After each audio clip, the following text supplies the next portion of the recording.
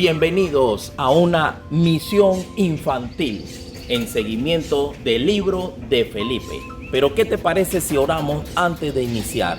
Padre, en el poderoso nombre de Cristo Jesús, te adoramos y te bendecimos, Señor. Ayúdanos, Señor, en medio de estos tiempos a recibir tu mensaje, a recibir tu enseñanza, a recibir tu palabra. Señor, que tu Espíritu Santo nos guíe en todo lo que aquí en esta lección veremos y fortalécenos para llevar, Señor, ese mensaje de salvación como lo hizo Felipe, como lo hizo Esteban y como lo hicieron los 12 apóstoles. En el nombre de Jesús, amén y amén.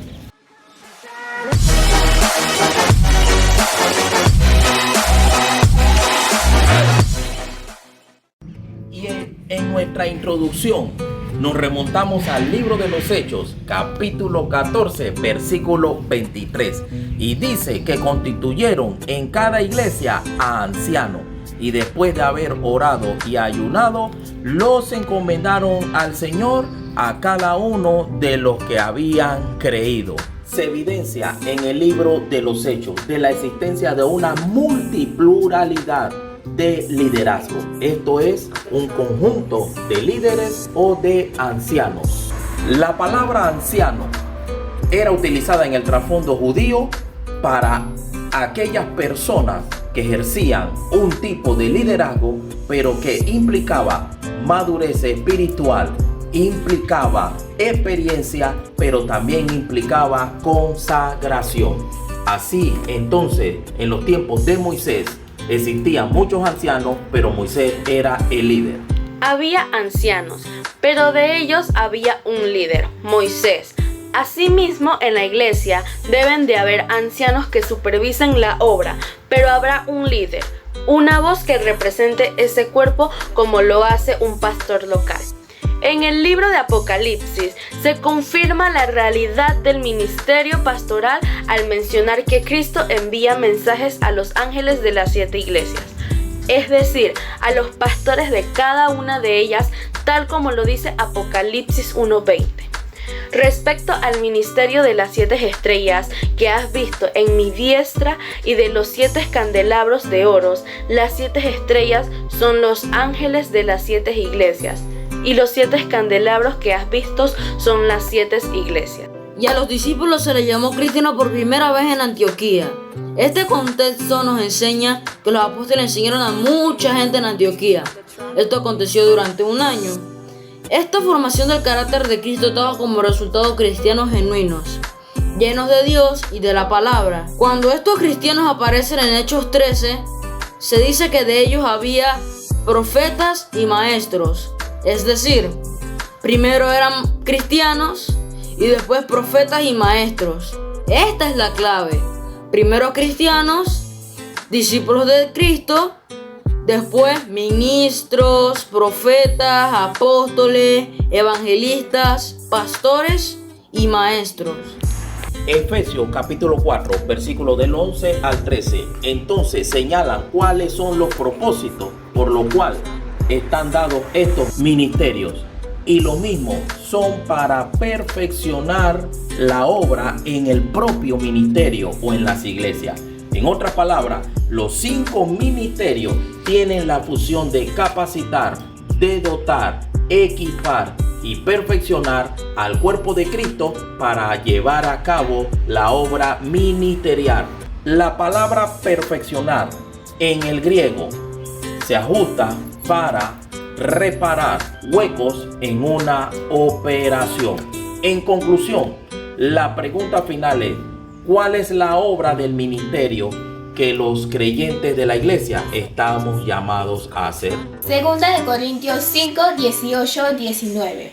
Y todo esto proviene de Dios, que nos reconcilió consigo mismo por Cristo y nos dio el ministerio de la reconciliación. Dios estaba en Cristo reconciliando consigo al mundo, no tomándoles en cuenta a los hombres sus pecados, y nos encargó a nosotros el ministerio de la reconciliación. Este texto nos enseña que cada cada creyente se nos dio el ministerio de la reconciliación y a todos se nos encargó la palabra de reconciliación. Es obra del ministerio, es decir, que hay que servir a Dios y al prójimo, buscando la salvación de las almas y ayudando al necesitado. Amén. Situación que enfrentaron los 12 que los llevó a suplir una necesidad. Hechos 6:1-7.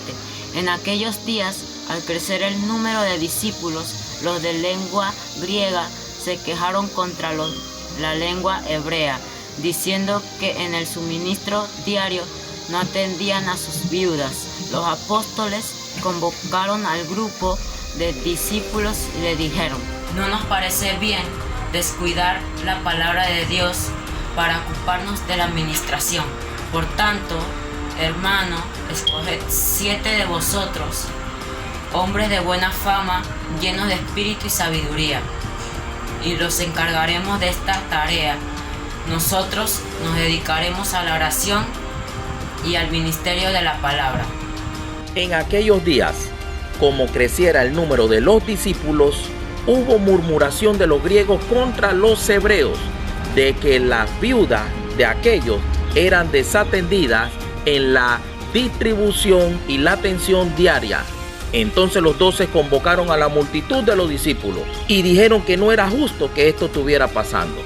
Por lo tanto, entonces decidieron escoger a 7 varones de buen testimonio, llenos del Espíritu Santo y de sabiduría, en quien encargaran de este trabajo, mientras otros se dedicaban al ministerio de la palabra. Agradó la propuesta a toda la multitud y eligieron a Esteban, varón lleno de fe y del Espíritu Santo, a Felipe, a Prócoro, a Nicanor, a Timón, a Parmenas y a Nicolás, prosélito de Antioquía, a los cuales presentaron ante los apóstoles, quienes orando les pusieron las manos. Y crecía la palabra del Señor, y el número de los discípulos se multiplicaba grandemente en Jerusalén. También muchos de los sacerdotes obedecían a la fe. Lo que se aprende de Felipe en este párrafo: fue uno de los 7 diáconos originales. 2. Tenía una buena reputación. Número 3. Era un hombre sabio y lleno del Espíritu Santo. Número 4. Fue elegido a servir. Número 5. No solo servía, sino que también servía en las mesas. Trabajaba en equipo. Y número 8. Alivió la carga de los apóstoles y su labor era ayudar al crecimiento en la palabra de Dios. Hechos 8 del 1 al 5. Y Saulo consentía en su muerte. Aquel día hubo una gran persecución contra la iglesia que estaba en Jerusalén, y todos fueron esparcidos por las tierras de Judea y Samaria, salvo los apóstoles. Y hombres piadosos llevaron a enterrar a Esteban e hicieron gran lloró sobre él. Y Saulo asolaba la iglesia y entrando casa por casa arrastraba a hombres y a mujeres y los entregaba en la cárcel. Pero los que habían sido esparcidos iban a todas partes anunciando el evangelio. Y Felipe descendió a Samaria predicando a Cristo. Lo que se aprende ahora de Esteban en este párrafo: fue forzado por la persecución a salir de Jerusalén. Sin embargo, se mantuvo firme y fiel. Número 2, se fue hacia Samaria. Número 3, no tenía prejuicios raciales algunos, a pesar de que en aquel entonces los judíos odiaban a los samaritanos. Damos gracias a Dios por esta lección. Hemos podido aprender de Felipe y de Esteban. Oremos para finalizar. Padre, en el poderoso nombre de Cristo Jesús, te damos gracias, Señor, por lo que tú nos has enseñado. Señor, hemos aprendido que tú constituiste a unos ancianos y que eran de madurez espiritual y que eran de experiencia y que a su vez servían también. Ayúdanos, Señor, a aprender de Felipe, lleno del Espíritu Santo, un hombre de testimonio, un hombre lleno de fe, pero también obediente y de un corazón humilde. Ayúdanos a aprender de Esteban, el cual fue perseguido, pero se mantuvo fiel hasta su muerte.